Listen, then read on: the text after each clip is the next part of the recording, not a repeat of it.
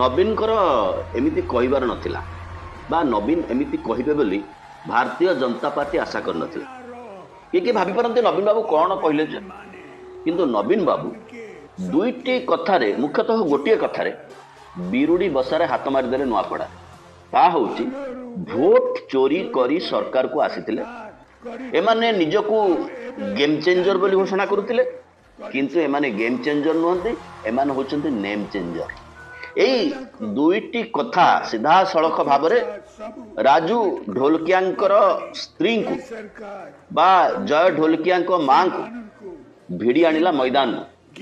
ତାଙ୍କୁ କହିବାକୁ ପଡ଼ିଲା, ମାନେ ଲଢ଼େଇ ବା ଆନ୍ଦୋଳନ ସମ୍ପୂର୍ଣ୍ଣ ଭାବରେ ବ୍ୟକ୍ତିଗତ ସ୍ତରକୁ ପଳେଇ ଆସିଛି।